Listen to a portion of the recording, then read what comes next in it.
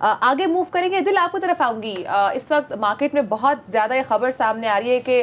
وزیر اعظم شہباز شریف نے وزیر اعظم بننے کے بعد نواز شریف صاحب اور اسحاق ڈار صاحب کے پاسپورٹ کی بحالی کا حکم دیا. سو اس خبر میں کتنی حقیقت ہے؟ جی یہ ہم نے جاننے کی کوشش کی کہ یہ خبر کیسے آئی سامنے. تو کل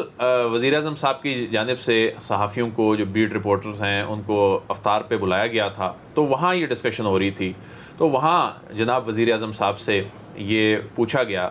کہ نواز شریف صاحب جو ہیں وہ کب واپس آ رہے ہیں, اور اس میں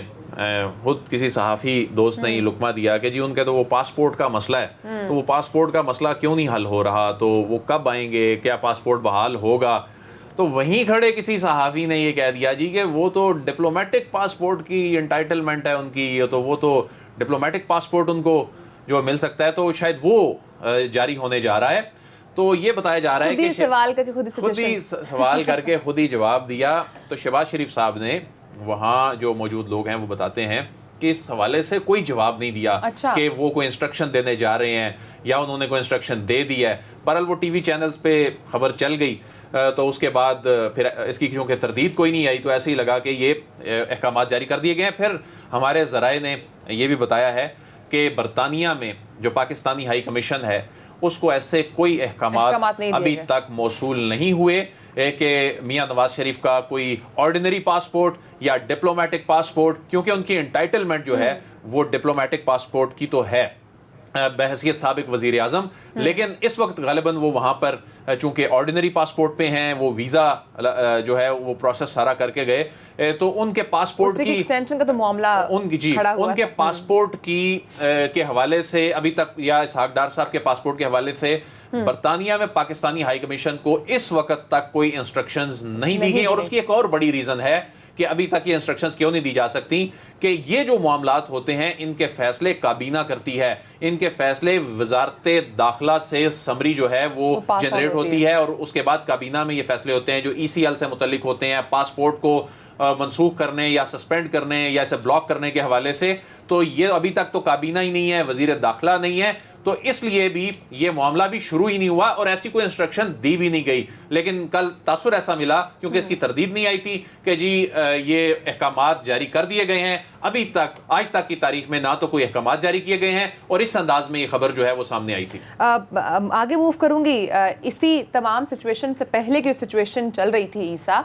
اس میں ہم نے اس کے بعد دیکھا کہ سوشل میڈیا کے اوپر, خاص کر ٹویٹر کے اوپر ایک ٹرینڈ بہت زیادہ اس وقت پروموٹ ہوا, وہ تھا امپورٹنٹ حکومت نامنظور کے حوالے سے. سو اس وقت کہا یہ جا رہا ہے کہ سوشل میڈیا کا سب سے بڑا ٹرینڈ بھی بن کر یہ سامنے ہے. تو اس کے پیچھے کون ہے؟ جو ابھی تک ایف آئی اے کی تحقیقات سامنے آئی ان کے مطابق تو کہا جا رہا ہے کہ اداروں کے خلاف بھی جو اس وقت مہم چل رہی ہے سوشل میڈیا کے اوپر, وہ زیادہ تر اکاؤنٹس بھارت سے ہیں. اچھا دیکھیں, میں ظاہر ہے کہ سوشل میڈیا کے ان معاملات کا ایکسپرٹ نہیں ہوں, لیکن میرے ایک دوست ہیں رضوان سعید صاحب, اس وقت وہ امریکہ میں پڑھ رہے ہیں, اوہایو میں. پہلے وہ آسٹریلیا سے پڑھا اور وہ انہی معاملات کے اوپر ریسرچ کرتے ہیں. تو ان سے میری کل بات ہو رہی تھی اس سارے معاملے کے اوپر. دیکھیں پہلی بات تو یہ کہ مجھے نہیں اندازہ کہ اس کی تحقیقات کرنا کیوں ضروری ہے کہ ایک سیاسی جماعت نے نعرہ لگایا امپورٹڈ حکومت نامنظور, اور اس کے اوپر ایک ہیش ٹیگ جنریٹ ہوا اور لوگوں نے اس کے اوپر رائے کا اظہار کرنا شروع کر دیا. اس کی تحقیقات کی یعنی کہ ایسا ضرورت نہیں ہے, مجھے تو نہیں سمجھ آتی کہ کوئی اس کی ضرورت ہے. ہاں اگر آپ کے اداروں کے خلاف کوئی ہیش ٹیگ جنریٹ ہوا ہے اور اس کو منظم طریقے سے پروموٹ کیا جا رہا ہے تو اس کے اوپر آپ ضرور سوال اٹھا سکتے ہیں. اور اس کے حوالے سے دیکھیں رضوان سے جب میری بات ہوئی, اس نے مجھے کچھ انالیسز اور کچھ چیزیں میرے پاس موجود بھی ہیں, اس نے مجھے بھیجی. اس نے کہا کہ تقریباً 9,000 نئے اکاؤنٹ کریٹ کیے گئے ہیں 9 اپریل کے بعد. یعنی کہ گزشتہ کچھ دنوں میں 9 اپریل کے بعد 9,000 نہیں, مجھے لوکیشن نہیں معلوم, اس نے کہا کہ 9,000 ٹوٹل جنہوں نے ان ہیش ٹیگز میں جو اداروں کے خلاف ہیش ٹیگز ہیں ان کو پروموٹ کیا ہے, ان کے اوپر بات کی ہے, وہ 9,000 نئے اکاؤنٹس ہیں. لیکن اس کے علاوہ جو ان کا ٹویٹر انالیسس ہے وہ یہ بتاتا ہے کہ جو اس وقت ٹویٹس ہو رہی ہیں اس میں بڑی تعداد اور اوور ویلمنگ میجورٹی جو ہے وہ جینون یوزرز کی ہے. لیکن پھر درمیان میں کچھ الگوریدمز کے ساتھ چھیڑ چھاڑ, میں کیونکہ ایکسپرٹ آدمی نہیں ہوں میں اس میں زیادہ نہیں جاؤں گا. بات جو اس کا کریکس ہے وہ یہ ہے کہ ظاہر ہے کہ پاکستان تحریک انصاف ایک بہت پاپولر جماعت ہے، خاص طور پر سوشل میڈیا کے اوپر ہم نے خود دیکھا ہے، میں خود سوشل میڈیا کے اوپر بھی کام کرتا ہوں اپنی، ظاہر ہے کہ آپ کو معلوم ہے کہ میں اس کے لیے پروڈیوس کرتا ہوں، تو مجھے یہ اندازہ ہے کہ سوشل میڈیا کے اوپر پاکستان تحریک انصاف بہت زیادہ پاپولر ہے، اور جو گیجٹس رکھنے والے خاص طور پر اوورسیز پاکستانیز ہیں ان کی بڑی تعداد ہے جو تحریک انصاف کے بات کو بہت زیادہ پروموٹ کرتی ہے. تو ظاہر ہے کہ اس میں کوئی بہت زیادہ حیرانی کی بات مجھے تو نہیں نظر آتی کہ ایک خاص ہیش ٹیگ امپورٹڈ حکومت نامنظور جو ہے وہ لیکن بہت خاص زیادہ کر جو اداروں کے خلاف مہم چل رہی ہے اس میں ظاہر ہے کہ میں آپ کو بتا رہا ہوں کہ 9,000 نئے اکاؤنٹ اس ہیش ٹیگ میں بھی کچھ ظاہر ایسے اکاؤنٹ تھے جو دوسری جانب کیمپین کرنے والے جو اکاؤنٹس تھے تو وہ بھی کامن ہونے کی بھی اطلاعات ہیں، لیکن ظاہر ہے یہ چونکہ لاکھوں میں ہو رہے ہیں، ابھی اب تک کے جو فگرز ہیں یہ بتایا جا رہے ہیں یہ تقریباً کوئی 60-70 لاکھ کے قریب جو ہے یہ پہنچ گیا ہے، یہ ہیش ٹیگ جو پہنچ گیا ہے پاکستان کی. عیسیٰ نقوی صاحب یہ پاکستان کی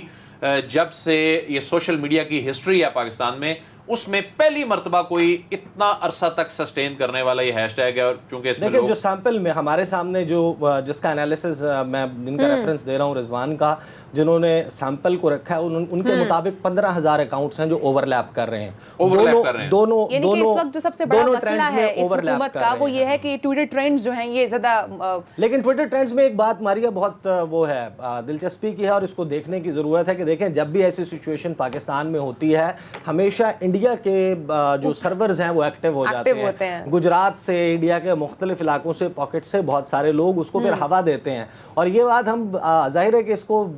گزشتہ دور حکومت میں بھی یہی بات ہوتی تھی، اور گزشتہ دور حکومت میں خود عمران خان صاحب کی حکومت جو ہے اور فواد چودھری جو ہیں اور ان سب کو ہم نے پریس کانفرنس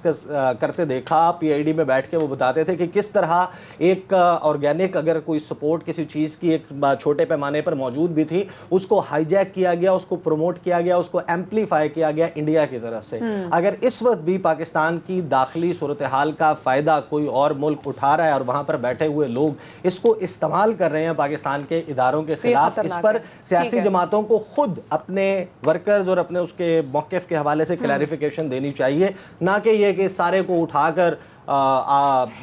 مختلف جو ادارے ہیں ان کے خلاف استعمال کیا جائے. یہ پہلے غلط تھا تو اب بھی غلط ہے، لیکن اس سارے معاملے پہ میں اپنا ظاہر ہے کہ رائے آپ کے سامنے رکھ چکا کہ ایک سیاسی جماعت ہے، اس کا نعرہ ہے اس رجیم چینج کا جو ہوئی ہے، اور وہ اس میں ایک آرگینک سپورٹ موجود ہے. ٹھیک ہے ناظرین، بریک کا ٹائم ہے. اگر اس بات کو تو وہ ٹرینڈز جو اگر اداروں کے خلاف ہوں گے تو ان کے اگینسٹ آبویسلی انویسٹیگیشن بھی ہونی چاہیے اور ایکشن بھی لینا چاہیے. بریک کا ٹائم ہے ناظرین، بریک کے بعد ہم بات کرنے جا رہے ہیں تحریک انصاف پشاور میں آج اپنا پاور شو کر رہی ہے، پشاور سے لائیو سچویشن آپ کو دکھائیں گے بریک کے بعد.